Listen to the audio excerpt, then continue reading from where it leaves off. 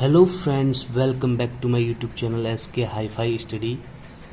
दोस्तों, आज मैं प्रॉफिट लॉस डिस्काउंट और परसेंटेज के 11 ऐसे मोस्ट इम्पोर्टेंट क्वेश्चन इस वीडियो में लेके आया हूँ जो हर कंपटीशन एग्जाम्स में निश्चित रूप से 2 क्वेश्चन टाइप पूछे जाते हैं और जिनका आंसर मात्र 2 से 5 सेकंड, अभी मैं करके भी दिखाऊंगा, मात्र 2 से 5 सेकंड कंसेप्ट समझने के बाद में आ जाता है। तो दोस्तों, ये बहुत ही ज़्यादा इम्पोर्टेंट क्वेश्चन है, ठीक है ना। तो इनको शुरू से एंड तक देखना, और अगर आपको ये क्वेश्चन वास्तव में ही लगते हैं कि हाँ, इनका आंसर 2 से 5 सेकंड में आ रहा है, ठीक है ना, तो मेरे चैनल को सब्सक्राइब करना।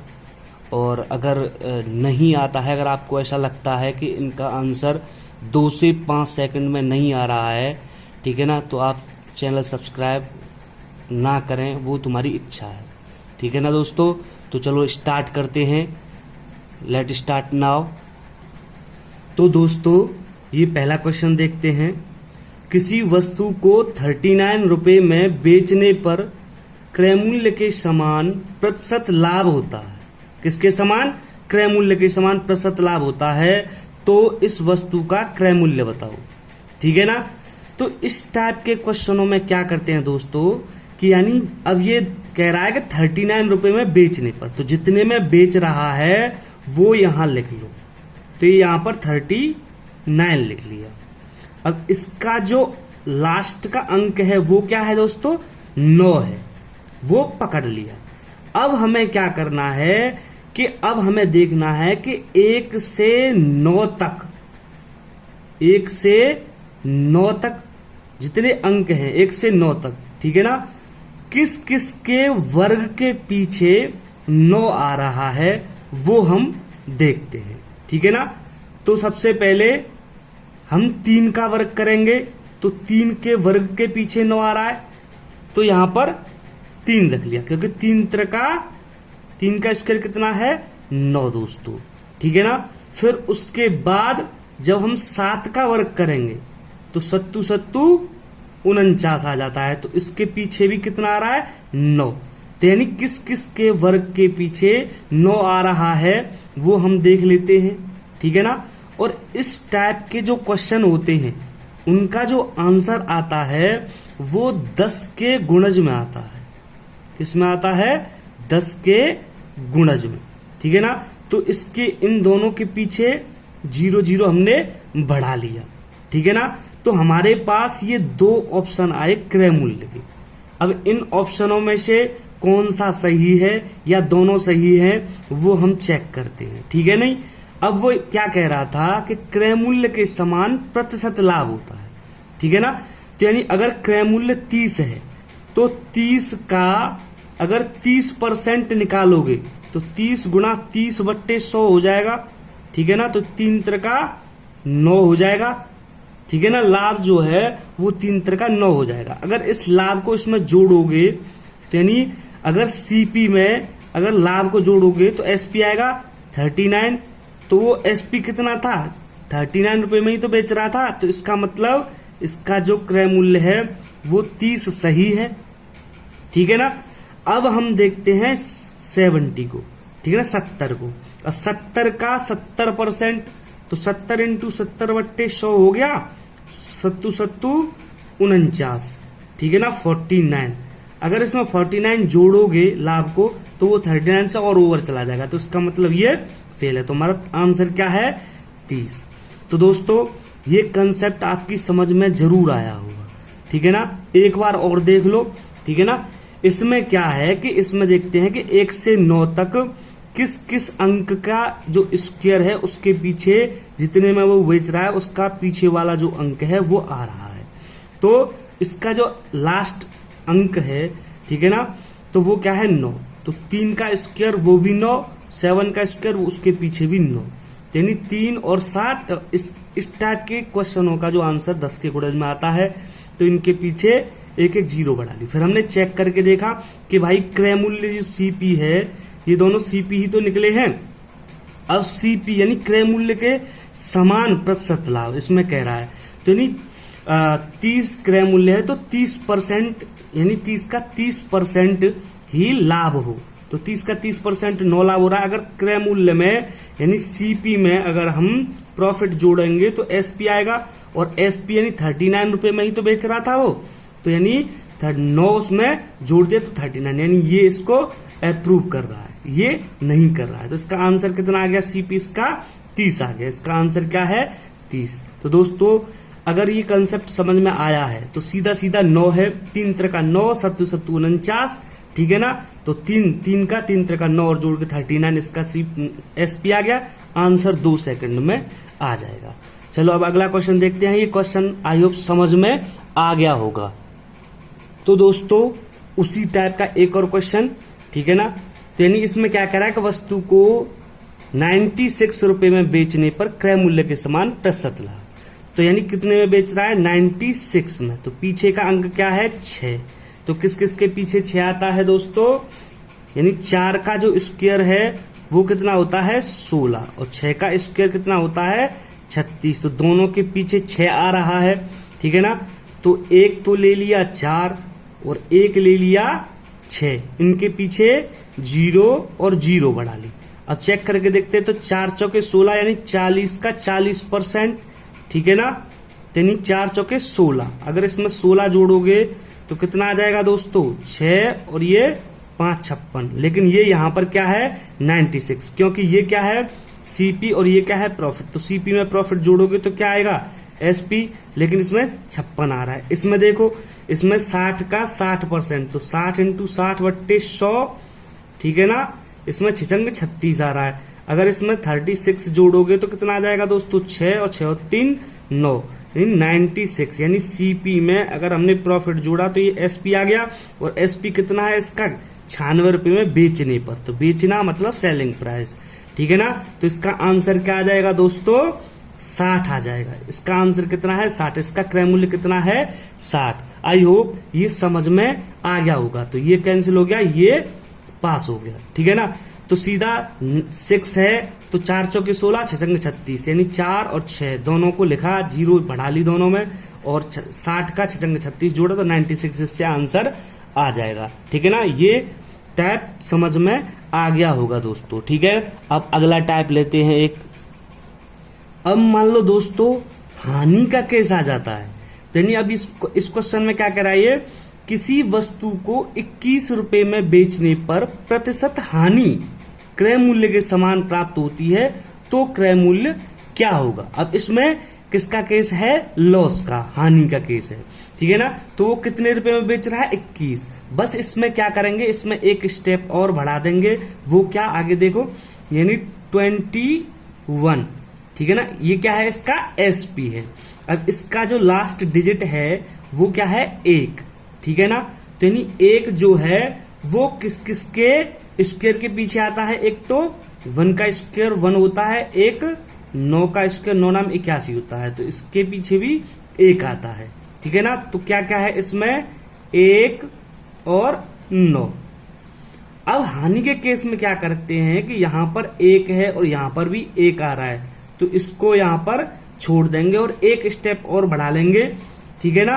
तो अब देखेंगे कि 9 किस किस के पीछे आ रहा है। तो 3 का स्क्वायर 9 और 3 का स्क्वायर 9 और 7 का स्क्वायर 49, तो इन दोनों के पीछे 9 आ रहा है। तो इसका क्या हो गया, 3 और 7। इस टाइप के क्वेश्चनों का आंसर किस में आता है, 10 के गुणज में। तो 0 और 0 बढ़ा ली, ठीक है ना। अब इसमें क्या कह रहा है कि प्रतिशत हानि क्रय मूल्य के समान।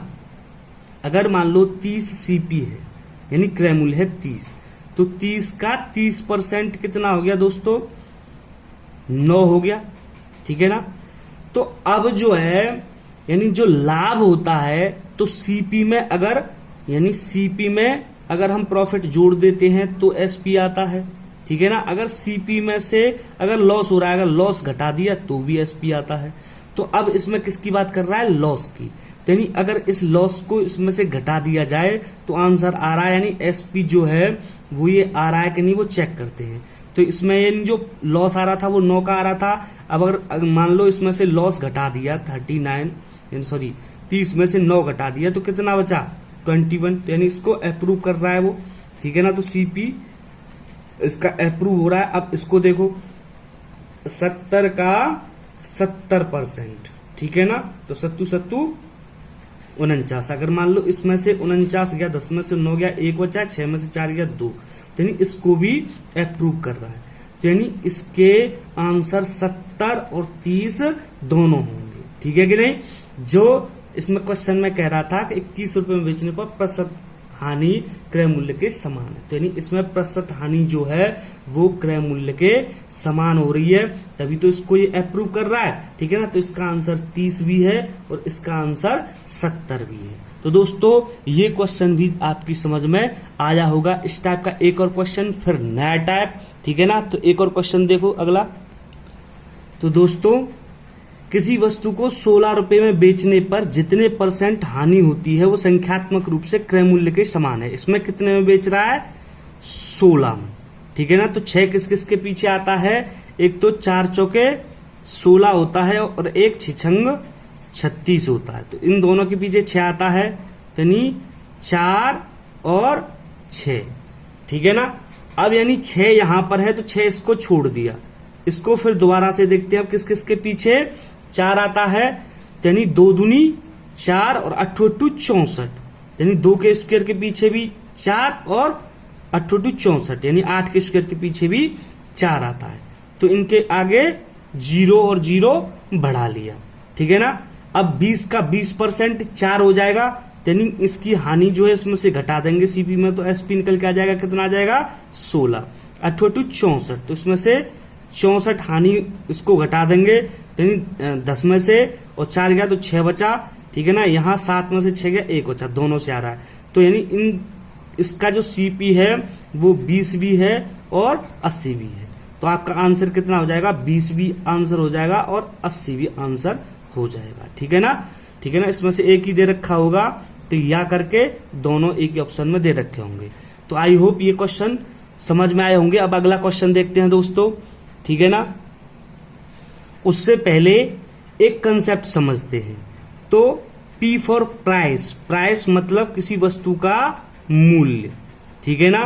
कंजप्शन, कंजप्शन C फॉर खपत, ठीक है ना, यानी उसका खर्च। तो मूल्य और खर्च।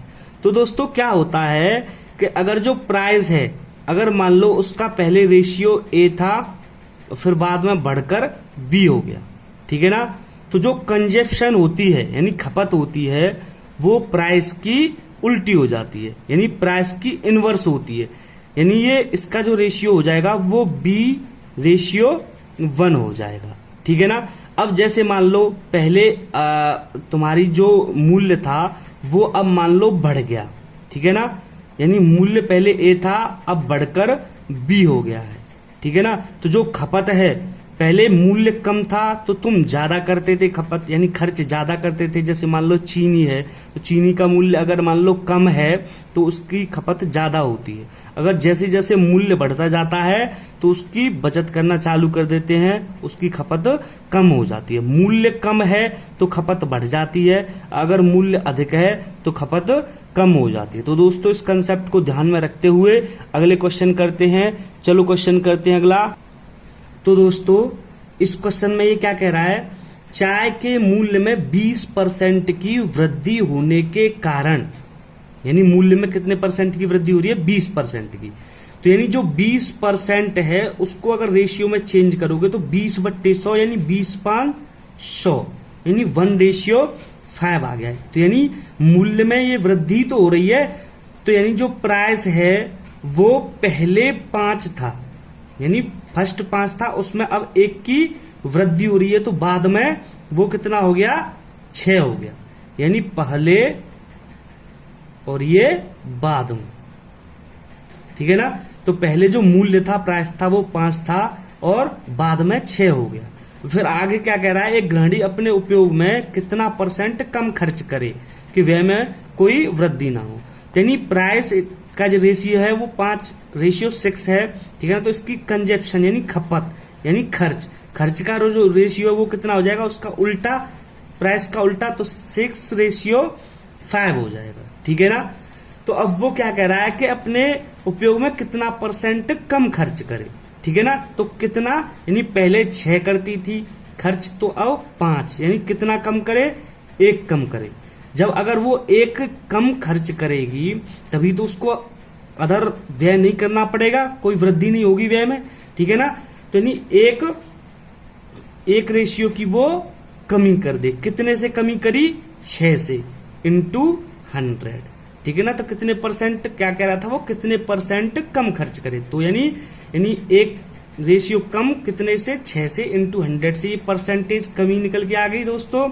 यानी 1/6 इंटू 100, यानी 16 सही 2/3% इसका आंसर आ जाएगा। यानी वो अपने उपयोग में 16 सही 2/3% कम खर्च करेगी, तो उसके व्यय में कोई वृद्धि नहीं होगी, ठीक है ना। तो दोस्तों आई होप ये क्वेश्चन समझ में आया होगा। इस टाइप का एक और क्वेश्चन देखते हैं दोस्तों, ठीक है ना।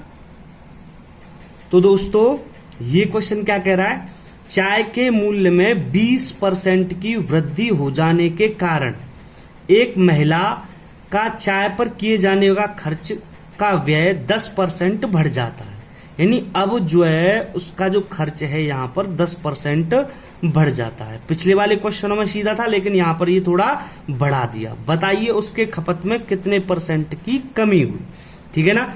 तो यानी जो मूल्य है, मूल्य में 20% की वृद्धि हुई है। तो 20% का रेशियो 20/500 यानी 1/5 होता है दोस्तों, ठीक है ना।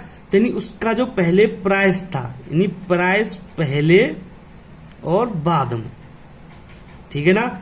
तो यानी पहले जो उसका मूल्य था वो 5 था, यानी 1 की उसमें वृद्धि कर दी, ठीक है ना।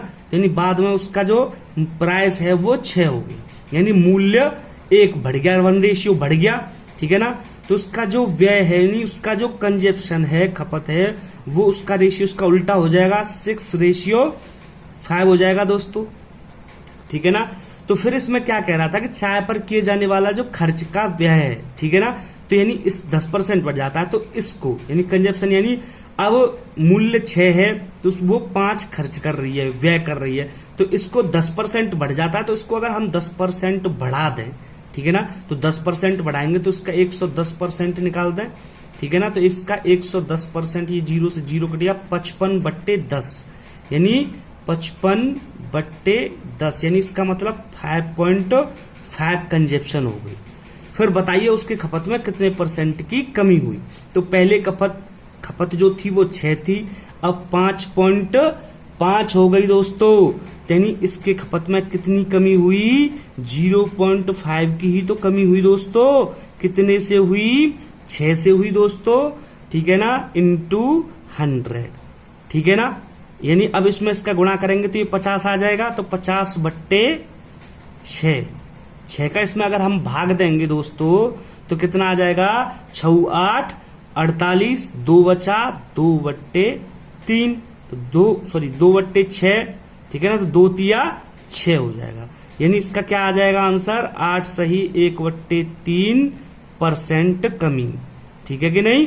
यानी वो अपनी खपत में कितने % की कमी करेगी, कमी हुई उसकी खपत में 8 सही 1/3%, इसका आंसर आ जाएगा दोस्तों, ठीक है ना। ये क्वेश्चन समझ में आया होगा। देखो उसका जो प्राइस है पहले 5 था, अब बाद में 6 हो गया, वृद्धि हो गई 1 की, तो उसका जो व्यय है, खपत है, वो 6 और 5 रेशियो उसका आ गया। तो उसके खर्च के व्यय में 10% की वृद्धि बढ़ गया, तो 10% इसको बढ़ा दिया दोस्तों, 110% इसका निकाल के 5.5 आ गया। तो पहले कंजप्शन 6 थी, अब 5.5 हो गई, तो कितनी कमी हुई, 0.5। कितने से कमी हुई, 6 से ही तो कमी हुई, इंटू 100 से ये आंसर निकल के आ गया दोस्तों। अगला क्वेश्चन देखते हैं दोस्तों। तो दोस्तों इस क्वेश्चन में क्या कह रहा है वो, कपड़े के मूल्य में 25% कमी होने से कपड़े की खपत में 20% की वृद्धि हो गई, ठीक है ना। तो सबसे पहले तो इनको हम रेशियो में चेंज कर लें, ठीक है ना। तो 25% का जो रेशियो है, 25 चौके 100, 1/4 होता है, और 20% का जो रेशियो है वो 1/5 होता है, ठीक है ना दोस्तों। अब वो क्या कह रहा है कि 25% कमी होने से कपड़े की खपत में 20% की वृद्धि हो गई। तो पहले जो मूल्य है यानी जो प्राइस है उसमें 25% की कमी हुई है। तो पहले अगर 4 था, ठीक है ना, पहले और बाद में, ठीक है ना दोस्तों। तो पहले 4 था तो 25% की कमी यानी 1 की कमी हो रही है, ठीक है ना। तो अब कितना हो रहा है ये दोस्तों, 3 हो रहा है, ठीक है ना। अब फिर आगे कपड़े की खपत में 20% की वृद्धि हो गई, ठीक है ना। तो खपत कंजप्शन, तो पहले अगर कंजप्शन 5 थी, ठीक है ना, तो अब कितनी हो जाएगी दोस्तों, यानी वृद्धि हो रही है, अब 1 की इसमें वृद्धि हो रही है। तो यानी अब कितनी हो जाएगी, ये 6 हो जाएगी, ठीक है ना दोस्तों। और आप जानते हो कि ना जो आय होती है, ठीक है ना, वो खपत कितनी हो रही है, ठीक है ना, और उसका मूल्य क्या है यानी प्राइस क्या है, ठीक है ना। उसी से तो आय निकलेगी कि टोटल खपत कितनी हुई और वो उसका मूल्य कितना था, उसी से तो टोटल आय उसकी दुकानदार की निकलेगी, ठीक है ना। तो यानी अब इसमें यानी जो प्राइस है और खपत है दोनों के गुणा से ये आय निकल के आएगी, ठीक है ना। तो जो आय का रेशियो निकल के आएगा तो इधर से इधर, अब ये रेशियो तो इधर से उधर जो कट सकता है उसको हम काट सकते हैं दोस्तों, ठीक है ना। तो 2 से 2 दूनी 4 और 2 तिया 6 और कट सकता है नहीं। तो 5 दूनी 10 यानी पहले आय थी 10, अब 3 त्रिका 9, यानी आय में कमी हो रही है, यानी पहले उसकी आय 10 रेशियो थी और बाद में उसकी आय 9 हो रही है। तो वो क्या पूछ रहा है कि दुकानदार के कुल आय पर क्या प्रभाव पड़ेगा, क्या प्रभाव पड़ेगा। यानी उसकी आय क्या हो गई दोस्तों, कम हो गई, 1 कम हो गई, कितने से, 10 से, इंटू 100, ठीक है ना दोस्तों। तो नहीं 10 से ये 10 यानी कितना आ गया, 10% उसकी आय डिक्रीज हो गई, यानी कम हो गई, डिक्रीज। तो इसका आंसर कितना आ गया दोस्तों कि 10% उसकी आय डिक्रीज हो गई, ठीक है ना। वो क्या कह रहा था कि मूल्य में 25% की कमी होने से, तो मूल्य में 25% की कमी कर दी और उसकी खपत में 20% की वृद्धि कर दी, उससे उसकी आय यानी खपत इंटू मूल्य होता है, तो उसकी आय पहले 10 थी अब 9 रहेगी। तो आय में 1 की कमी हो गई, कितने से कमी हुई, 10 से इंटू 100 करके ये 10% उसकी आय डिक्रीज हो गई।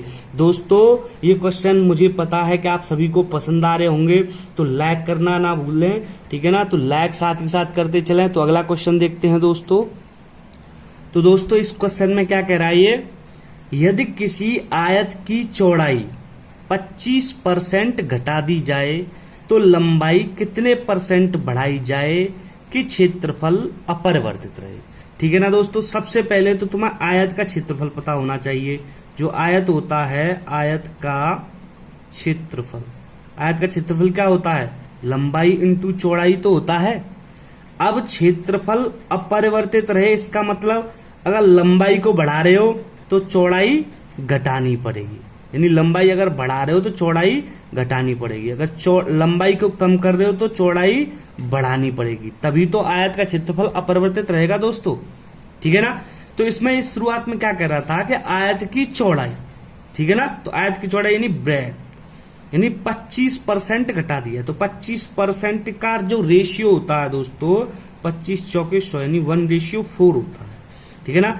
अब पहले और बाद में, ठीक है ना, तो पहले जो ब्रेड यानी ब्रेड थी यानी जो चौड़ाई थी वो 4 थी, ठीक है ना।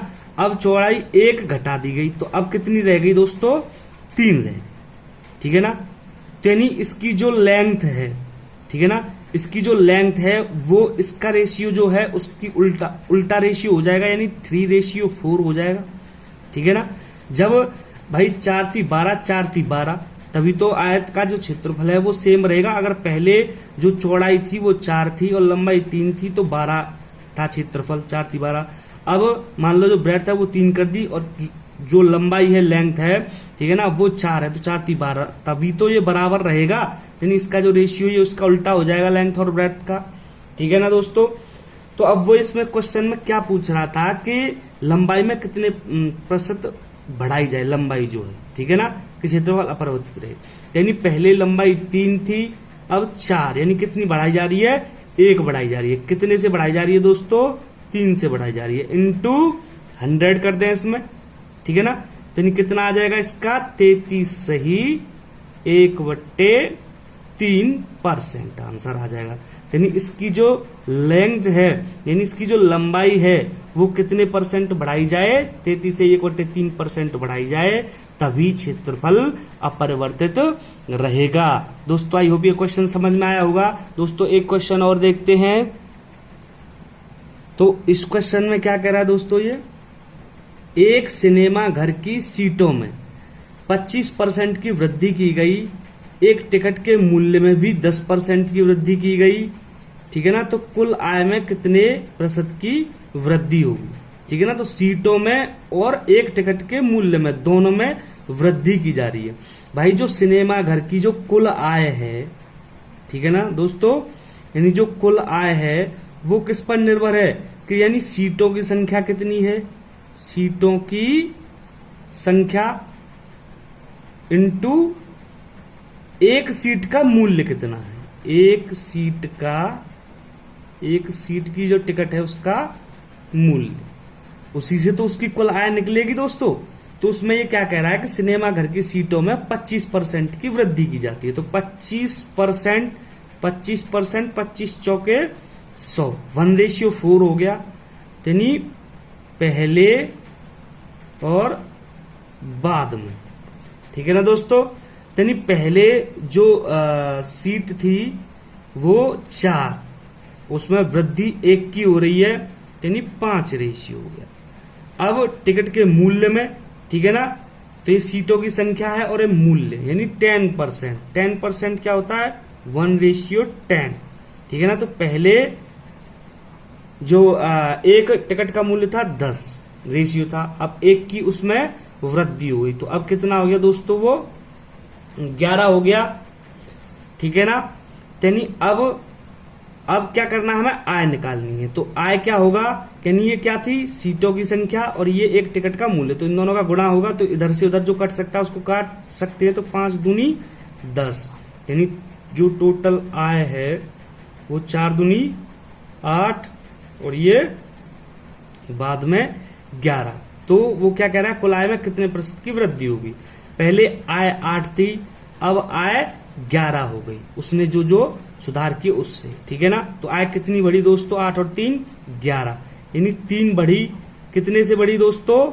8 से बढ़ी, इंटू 100, ठीक है ना। 4 से ये 25 चौके 100, 4 दूनी 8, तो 25 थी 75/2, ठीक है ना। तो 2 तिया 6 और 2 सत्ते 14, 1 बचा, यानी 37.5%, ठीक है ना। यानी उसकी जो कुल आय में वृद्धि जो हुई वो कितनी हो गई दोस्तों? 37.5%। आई होप ये सारे क्वेश्चन दोस्तों समझ में आए होंगे। और ईमानदारी से अगर ये क्वेश्चन आप सभी को अच्छे लगे हैं दोस्तों, तो मेरे चैनल को सब्सक्राइब करना बिल्कुल मत भूलना, ठीक है ना। और इसको लाइक जरूर करना। अपने दोस्तों पर अगर शेयर कर सको तो प्लीज सभी पर शेयर करना, ठीक है ना। चैनल अभी ये नया है, ठीक है ना। और अभी मैंने प्रॉफिट लॉस और डिस्काउंट का जो पूरा मैटर है वो मैंने डाल दिया है, ठीक है। और ये अब अगला जो आएगा वो परसेंटेज का आएगा दोस्तों। तो इसको सब्सक्राइब करना बिल्कुल मत भूलिए। इस चैनल को थोड़ा सा ग्रो करने के लिए मेरी हेल्प कीजिए, ठीक है ना। तो दोस्तों ये इन क्वेश्चनों के साथ अब अगला जो पार्ट आएगा वो परसेंटेज में और अच्छी तरह से अच्छे ब्रांडेड क्वेश्चन आएंगे, जो तुम्हें आरआरबी, एनटीपीसी है, यूपीएसआई है या एसएससी में कोई सा भी लेवल ले लो, सीजीएल है, सीपीओ है, 10+2 एमटीएस, जो कुछ भी है, ये क्वेश्चन इसमें जो है वो तो हर एग्जाम्स में आते हैं। 1-2 क्वेश्चन जरूर टपक पड़ता है दोस्तों। तो आई होप ये सारे क्वेश्चन तुम्हें समझ में आए होंगे और ये फायदेमंद होंगे और सारी वीडियोस मेरी फायदेमंद होंगी। तो दोस्तों सब्सक्राइब करना ना भूलें, ठीक है ना। ओके, थैंक यू, धन्यवाद।